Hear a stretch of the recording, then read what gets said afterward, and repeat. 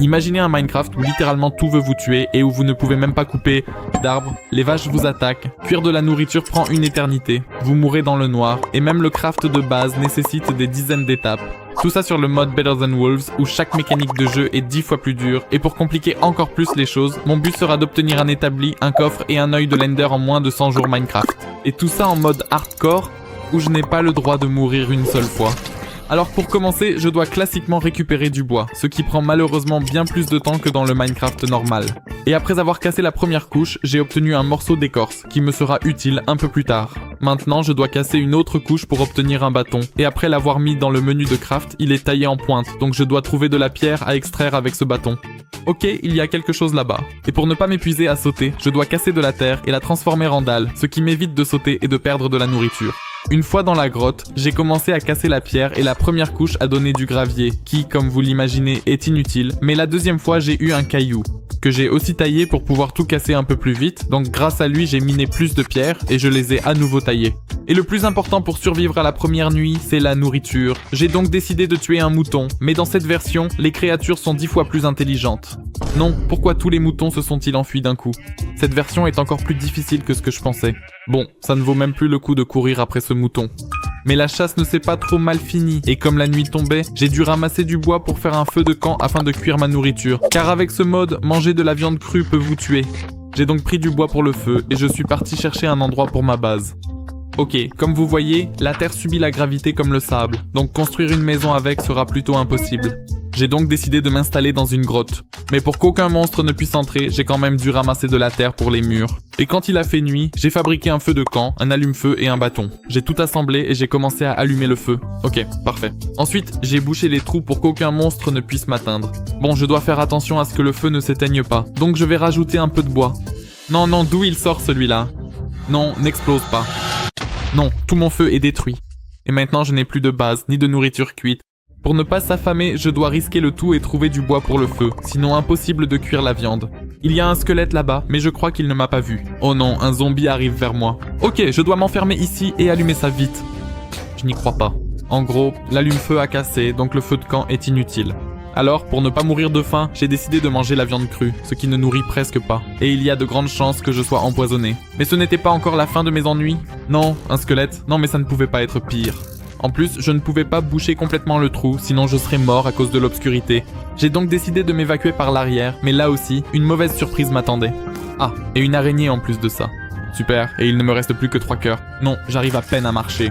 En plus, je suis empoisonné. Et comme j'étais blessé, je ne pouvais pas combattre les monstres. Il ne me restait plus qu'à fuir. Non, il y a encore un zombie qui arrive. Bon, le pot a brûlé. Et comme j'étais empoisonné, je devais trouver de la nourriture au plus vite, car il ne me restait que 2 gigots. Mais avec si peu de faim, je ne pouvais pas frapper les monstres, et donc impossible de récupérer de quoi manger. Non, mais si je ne peux même pas tuer un cochon, c'est la fin. Et alors que j'allais abandonner, soudain un truc super bizarre est arrivé. C'est quoi ça? La vache a tué le cochon.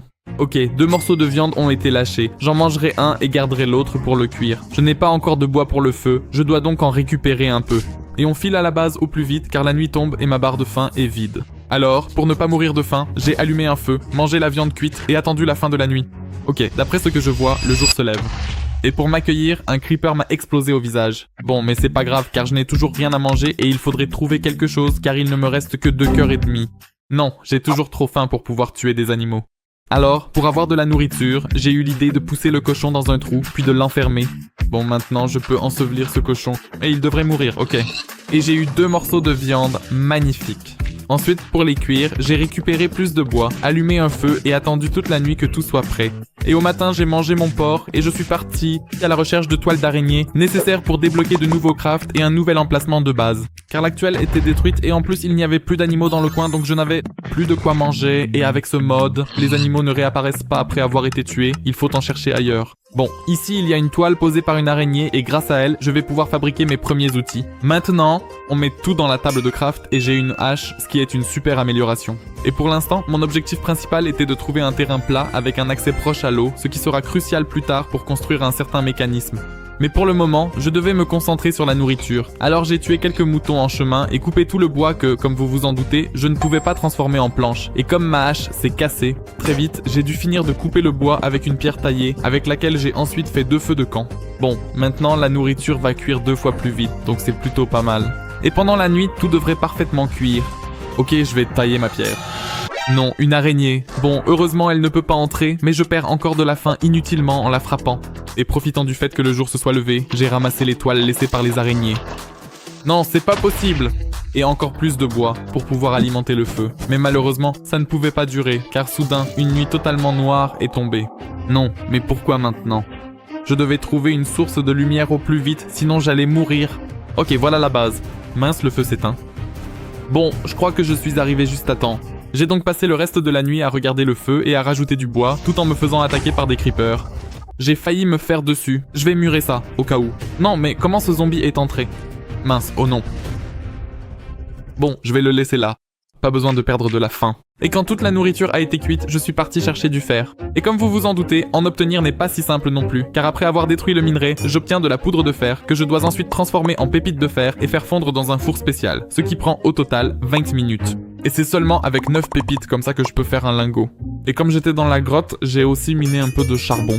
Bon, la nuit tombe et je n'ai pas de base, donc pour survivre, je dois vite trouver un truc. Et au final, cette grotte a l'air plutôt pas mal. Il y a combien de moutons ici? Je vais peut-être essayer d'en tuer quelques-uns. Non, un zombie arrive. Chasser les moutons la nuit n'était finalement pas une bonne idée. Pour ne pas gaspiller ma faim sur un zombie, j'ai décidé de fuir vers le marais pour y faire un feu. Mais je n'ai pas pu profiter du calme longtemps, car un autre zombie est arrivé. Sérieux, encore un zombie qui m'attaque. J'ai donc décidé de me réfugier dans un arbre, mais mes ennuis continuaient. La pluie a éteint mon feu. Bon, je peux dire adieu à ma viande. Puisque c'est la nuit et que je suis coincé dans cet arbre, je vais au moins ramasser du bois. Et quand le jour s'est levé, il y avait littéralement 1 million de slime. Waouh, c'est incroyable, comment ont-ils bien pu me toucher d'aussi loin? J'ai donc décidé de m'évacuer au plus vite, tout en éliminant au passage des cochons coincés là-haut dans les arbres. Allez, viens là, petit cochon. Bon, d'après ce que je vois, il n'y a plus de monstres et il y a de l'argile. C'est parfait, car on fait des fours avec l'argile pour fondre le fer. Je vais me fabriquer une pelle pour ne pas creuser ça à la main. Une fois que j'ai fini de creuser toute l'argile, je suis retourné à la base. D'accord, je vais aussi ramasser de la canne. Ok, la nuit commence à tomber. Et un slime est en train de me poursuivre. Bon, je dois vite entrer dans cette grotte et essayer de ne pas mourir. Heureusement, j'ai réussi à tuer le slime, puis j'ai dû faire cuire ma nourriture comme d'habitude. Non, pourquoi je brûle? Mince, la liane a pris feu. Non, je meurs. Ok, il me reste un demi-cœur, mais j'ai survécu. La viande est cuite, donc pour survivre, je vais la manger. Et pendant que le reste cuit, je vais couper du bois. Bon, un squelette vient d'entrer. Mais heureusement, il a pris feu à cause du foyer. Une fois que la nourriture a fini de cuire, je suis parti chercher du fer pour améliorer mes outils. Et j'ai aussi cherché un bon terrain pour installer mon mécanisme. J'ai tué plusieurs animaux rencontrés en chemin, car on n'a vraiment jamais trop de réserves de nourriture pour la suite de l'aventure. Bon, cet endroit a l'air parfait. Je dois juste trouver une grotte au plus vite, car les monstres apparaissent déjà. D'accord, je remarque une petite grotte juste ici et je me dis que je devrais probablement y être plus ou moins en sécurité pour le moment. Après avoir passé toute la nuit à l'abri dans cette grotte, j'ai décidé de ramasser les vieux os des squelettes afin de fabriquer une toute nouvelle épée en os, ce qui sera bien plus efficace pour me défendre. Non, encore un creeper. Bon, c'était pas loin. Ok, au moins j'ai des blocs supplémentaires pour construire. Mon objectif aujourd'hui est de récolter du bois pour fabriquer une plateforme de séchage de briques d'argile. En effet, ici, pour la construction d'un four, il faut d'abord l'argile, puis les briques, le séchage et enfin la transformation. Les briques deviennent des dalles et avec 4 dalles, on obtient un four complet. Bref, il me faut 16 briques et pas mal de bois. C'est parfait car il n'y a aucune gravité et aucun monstre ne risque d'y apparaître. C'est important car un animal pourrait détruire une brique en marchant dessus. Je me suis donc rendu sur place pour commencer à couper des arbres. Sérieux? D'où sort ce slime? Ok. Au final, pour commencer, cette quantité de bois suffira. Maintenant, je vais construire l'escalier et toute la plateforme. Très bien, maintenant que tout est enfin prêt. Je peux commencer à disposer les briques pour qu'elles sèchent en toute sécurité sur la plateforme. Malheureusement, le séchage des briques va prendre du temps. Mais entre-temps, je vais transformer cette grotte en base et j'aurai besoin d'un peu de terre pour ça.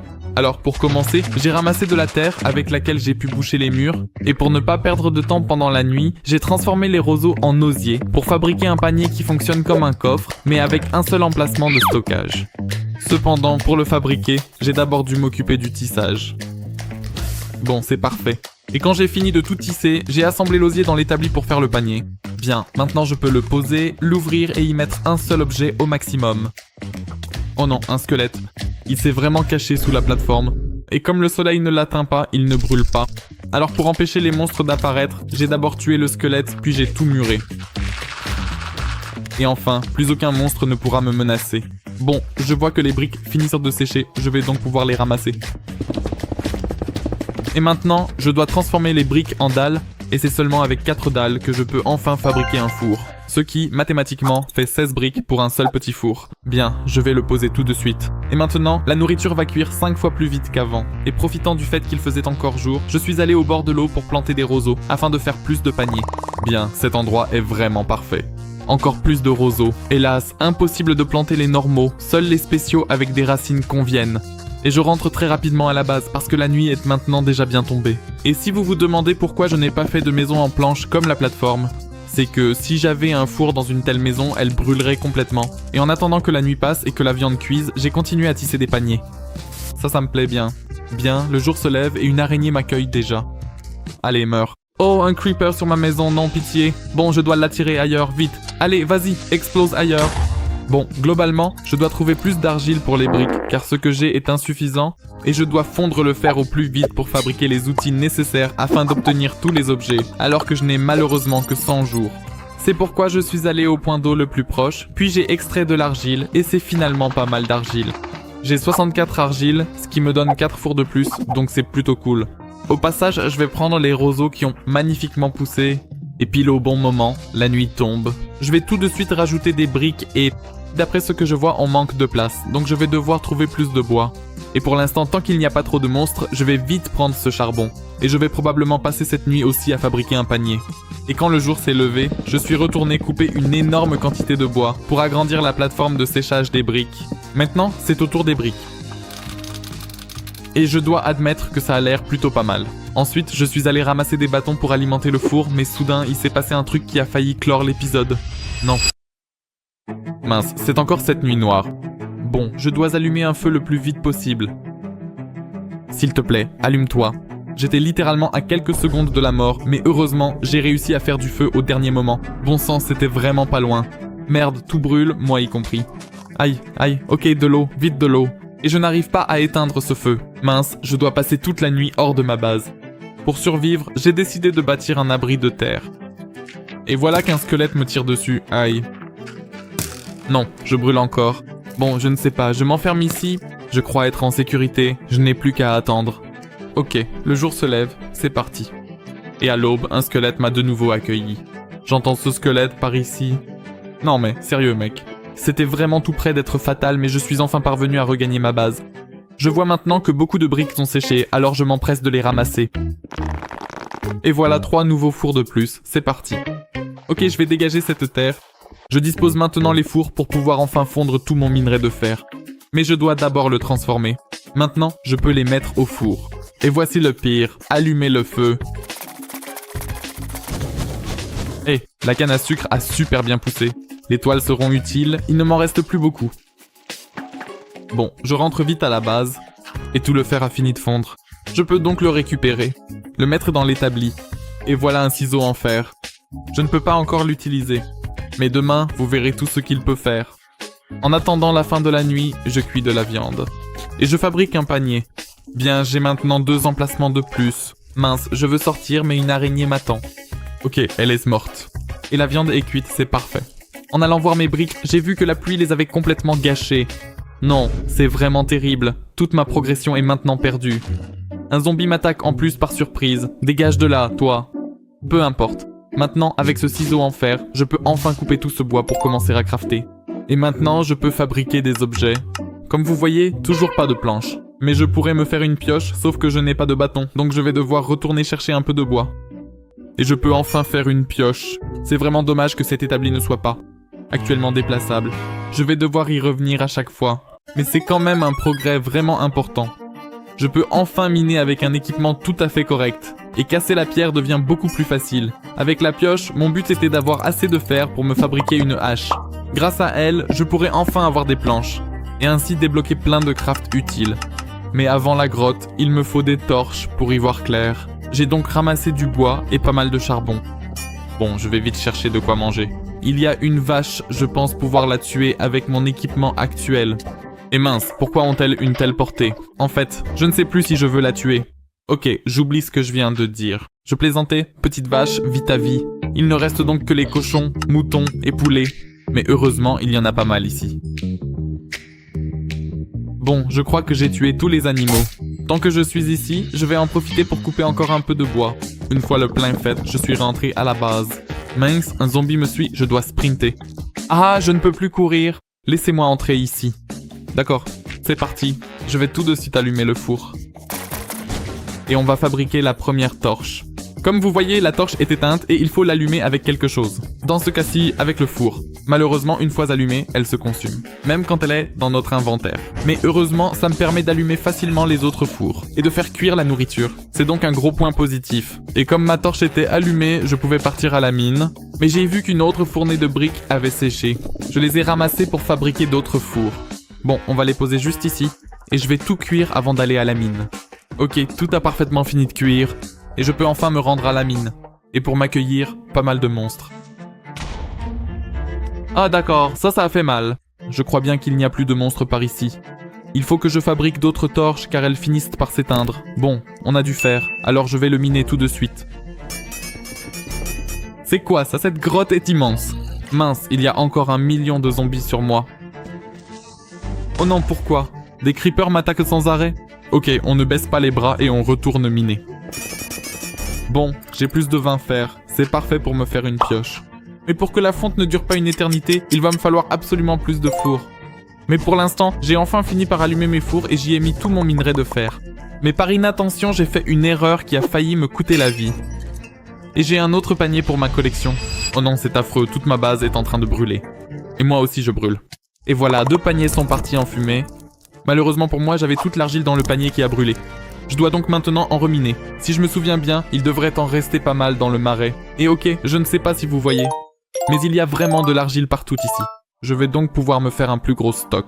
Une fois que j'en ai fini avec l'argile, j'ai profité du marais pour couper un peu de canne. Je me suis empressé de la replanter dans ma mini-ferme et j'ai posé de nouvelles briques. Très bien, on retourne tranquillement à la base. Et là, je vois qu'il ne reste plus qu'un seul lingot à fondre. Alors je le récupère et j'en remets un autre à chauffer. On a désormais 6 pépites de fer au total, soit environ 25% d'une pioche complète. Et pour bien occuper la nuit, j'ai continué à tresser de l'osier. Bon, et je peux fabriquer de nouveaux paniers. Maintenant, je dois les placer pour qu'ils ne brûlent pas encore. Cette distance devrait être sûre, je pense. Non, il pleut encore et ça va encore ruiner le séchage des briques. En attendant que tout le reste du fer fonde enfin, j'ai pris la décision de ramasser un peu de fil. Bon, tout a vraiment bien séché, je ramasse donc les briques et nous allons pouvoir en fabriquer d'autres fours. Maintenant, je dois creuser tout doucement un trou juste ici pour installer ces petits fours. Bon, c'est parfait. On prend les pépites et il ne reste plus que 4 lingots à fondre. Alors en attendant, je vais aller chercher de la canne. Et ok, on dirait qu'elle pousse plus vite quand il pleut. Comme je suis loin de la base, j'en profite pour tuer quelques animaux. Parce que de la nourriture, c'est toujours utile. La nuit tombe doucement, il serait temps que je rentre à la base. Mince, il y a tellement de monstres ici. Ouh, d'accord, un zombie avec une épée en fer. Ça a l'air d'être une bonne occasion. Le creeper ne va sûrement pas exploser. Et pourtant, il explose. Et d'après ce que je sais, sur ce mode, on a 100% de chance de récupérer l'objet tenu par le mob. Donc dans ce cas, on devrait obtenir une épée en fer. Vraiment, rien n'est tombé de lui. Bon, on retourne à la base. Bon, enfin tous les lingots ont fini de cuire. Donc je vais d'abord les transformer en lingots normaux. Et maintenant, avec ces lingots, on peut faire une pioche en fer, comme dans Minecraft. Comme vous voyez, cette pioche mine beaucoup plus vite. En plus, elle mine des blocs entiers. Alors avec ma pioche en fer, j'ai enfin pu miner de la redstone, des diamants et plus de fer nécessaires pour obtenir le coffre. Mais d'abord, je devais trouver du charbon, car j'étais presque à court de torches. Et bien sûr, il me faudrait aussi un peu de bois pour faire des bâtons. En plus, je dois aussi trouver une autre grotte, car j'ai déjà presque entièrement exploré celle-ci, et il n'y aura probablement plus de fer ici. Je me souviens qu'en allant chercher de l'argile, il y avait un canyon par ici, mais je ne me rappelle plus exactement où. Bon, ça devrait être quelque part par là, et d'après ce que je vois, il est là. Il est vraiment super profond. Bon, je vais risquer le coup et descendre plus bas. Waouh, regardez tout se faire. Bon, je dois avouer que ce canyon était une plutôt bonne idée. Et voilà, on a trouvé un puits de mine.